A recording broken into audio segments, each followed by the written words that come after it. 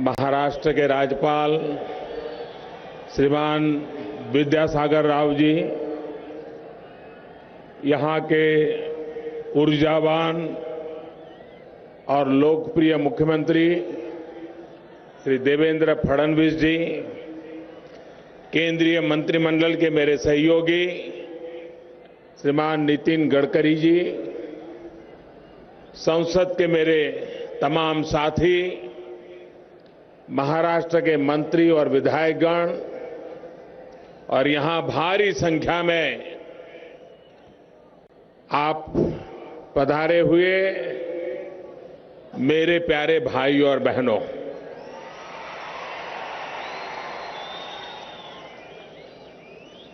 लाखों वारकऱ्यांचे आराध्य दैवत असलेले श्री विठ्ठल रुक्मिणी सोलापूरचे ग्रामदैवत श्री सिद्धेश्वर, अक्कलकोटचे श्री स्वामी समर्थ आणि मंगलवेढाचे संत दामाजी पंत यांना मी साष्टांग नमस्कार करतो. हुतात्मा श्री मल्लप्पा धनशेट्टी, कुर्बान हुसेन, जगन्नाथ शिंदे आणि किसन सारडा यांच्या असीम देशभक्तीला मी सलाम करतो. डॉक्टर द्वारकानाथ कोसणीस यांच्या या सोलापूर भूमीत आपण सर्वजण एवढ्या मोठ्या संख्येने मला आशीर्वाद देण्यासाठी जमला आहात, त्याबद्दल आपणास मी अभिवादन करतो.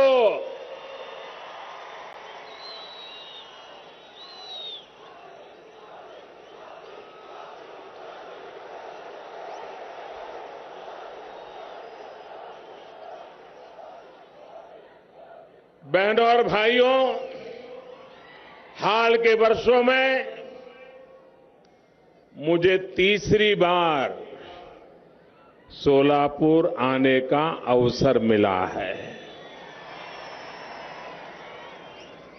जब जब मैं आपसे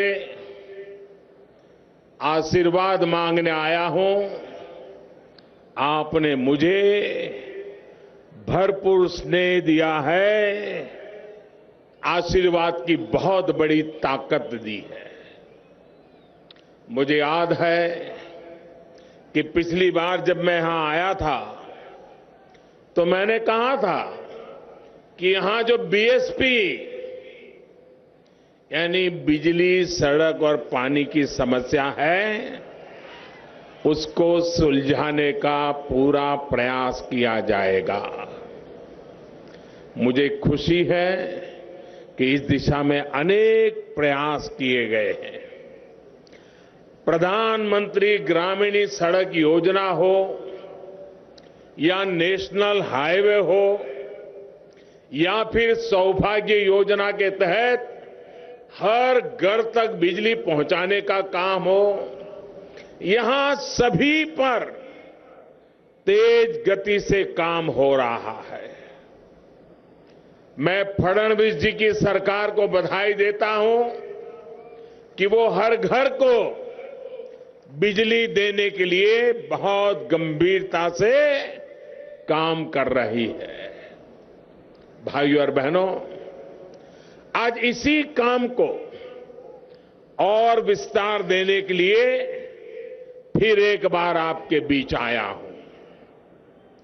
थोड़ी देर पहले स्मार्ट सिटी, गरीबों के घर, सड़क और पानी से जुड़ी हजारों करोड़ रुपए की परियोजनाओं का लोकार्पण और शिलान्यास किया गया है. मैं आपको ये भी जानकारी देना चाहता हूं कि सरकार ने लगभग 1000 करोड़ रुपए की लागत से बनने वाली Solapur Osmanabad via Tuljapur rail line को मंजूरी दे दी है।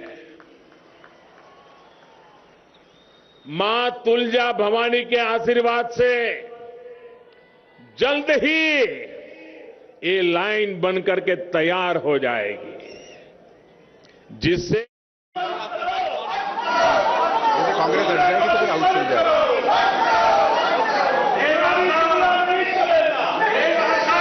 सर, ये सदन के अंदर जो कांग्रेस के सदस्य बात रख रहे हैं, मैं सरकार की तरफ से ये कहना चाहता हूं, नॉर्थ ईस्ट के अंदर जिस समस्या को ये उठा रहे हैं उस पे गृह मंत्री जी 2 बजे आपके सामने आकर बयान दे सकते हैं। गृह मंत्री जी 2 बजे बयान दे सकते हैं। कृपया आप अपनी सीट पर जाइए और जो इतना महत्वपूर्ण बिल है उस पर चर्चा आरंभ होने दीजिए। माननीय मंत्री जी अपना भाषण। माननीय उपसभापति महोदय, जैसा मैंने बताया कि ये सामान्य वर्ग के ऐसे गरीब लोगों के शैक्षणिक और रोजगार संबंधी सशक्तिकरण के संबंध में संशोधन बिल है। जो संशोधन में किया जा रहा है उसके बारे में मैं निवेदन करना चाहता हूं। भारत के संविधान के आर्टिकल 15 में एक सब आर्टिकल 6 जोड़ा जा रहा है और इसी प्रकार से संविधान के अनुच्छेद 16 में एक अतिरिक्त सब आर्टिकल 6 जोड़ा जा रहा है। वर्तमान में जो प्रावधान है उसकी जानकारी मैं पढ़कर के सुनाना चाहता हूं। संविधान के अनुच्छेद 15 में खंड 5 के पश्चात निम्नलिखित खंड अंतः स्थापित किया जाएगा, अर्थात 6 इस अनुच्छेद या अनुच्छेद 19 के खंड 1 के उपखंड 6 या अनुच्छेद 29 के खंड 2 की कोई बात राज्य को खंड 4 और खंड 5 में उल्लिखित वर्गों से भिन्न नागरिकों के आर्थिक रूप से दुर्बल किन्हीं वर्गों की उन्नति के लिए कोई भी विशेष उपबंध करने से निवारित नहीं करेगी और खंड 4 और खंड 5 में उल्लिखित वर्गों से भिन्न नागरिकों के आर्थिक रूप से दुर्बल किन्हीं वर्गों की उन्नति के लिए कोई भी विशेष उपबंध करने से वहां निवारित नहीं करेगी, जहां तक ऐसे उपबंध ऐसी शैक्षणिक संस्थाओं में जिसके अंतर्गत अनुच्छेद 30 मैं आग्रह करता हूं अपनी जगह जाए और ये बहस होने दें। ये महत्वपूर्ण बिल है, पूरा देश देख रहा है। शैक्षणिक संस्थाएं भी है, चाहे वे राज्य द्वारा सहायता पाने वाली है या सहायता नहीं पाने वाली है, जो आरक्षण की कोई चीज रिकॉर्ड पर नहीं जा रही है आरक्षण के मंत्री जी के भाषण के अलावा प्रत्येक प्रवर्ग में कुल स्थानों के अधिकतम 10% के अध्ययन होगा और इस संबंध में एक स्पष्टीकरण दिया गया है। जो अनुच्छेद 15 और 16 में जो संशोधन किया जा रहा है इसके लिए है। इस अनुच्छेद और अनुच्छेद 15 के साथ 16 के प्रयोजन के लिए आर्थिक रूप से दुर्बल वर्ग वे होंगे जो राज्य द्वारा कुटुंब की आय और आर्थिक लाभ के अन्य सूचकों के आधार पर समय समय पर अधिसूचित किए जाए। इसी प्रकार से आर्टिकल 16 में जो संशोधन किए जा रहे हैं वो इस प्रकार है। संविधान के अनुच्छेद 16 में खंड 5 के पश्चात निम्नलिखित खंड अंतः स्थापित किया जाएगा, अर्थात इस अनुच्छेद की कोई बात राज्य को खंड 4 में उल्लिखित वर्गों से भिन्न नागरिकों के आर्थिक रूप से दुर्बल किन्हीं वर्गों के पक्ष में नियुक्तियों और पदों के विद्यमान आरक्षण के अतिरिक्त तथा प्रत्येक प्रवर्ग में पदों के अधिकतम 10% के अध्ययन आरक्षण के लिए कोई भी उपबंध करने से निवारित नहीं करेगी। सभापति महोदय, ये संशोधन होने के बाद भारत सरकार को और राज्य सरकारों को आर्थिक आधार पर संस्थाओं में 10% आरक्षण और सरकारी सेवाओं में 10% आरक्षण देने के प्रावधान करने के अधिकार होंगे। आज के इस संशोधन के पहले भारत के संविधान में इस प्रकार का कोई प्रावधान नहीं होने के कारण अभी तक इन वर्ग के लोगों को लाभ नहीं मिल पाता था। ये झूठ फैलाने वालों को कल दिल्ली में पार्लियामेंट ने ऐसा करारा जवाब दिया है, ऐसा उनके मुंह पर चोट मारी है कि अब झूठ फैलाने की उनकी ताकत नहीं बचेगी। भाइयों और बहनों, इसके अलावा एक और महत्वपूर्ण एक बिल भी कल लोकसभा में पास हुआ है। ये बिल भी भारत मां में आस्था रखने वाले हर व्यक्ति के लिए बहुत ही महत्वपूर्ण है। सिटीजनशिप अमेंडमेंट बिल के लोकसभा में पास होने के बाद पाकिस्तान, बांग्लादेश और अफगानिस्तान से आए हुए मां भारती के बेटे बेटियों को, भारत मां की जय बोलने वालों को, वंदे मातरम बोलने वालों को, इस देश की मिट्टी को प्यार करने वालों को भारत की नागरिकता का रास्ता साफ हो गया है। इतिहास के तमाम उतार चढ़ाव देखने के बाद, तमाम अत्याचार सहने के बाद हमारे ये भाई बहन भारत मां के आंचल में जगह चाहते थे। उन्हें संरक्षण ये देना हर भारतीय का, भारत का दायित्व है और इस जिम्मेदारी को पूरा करने का काम भी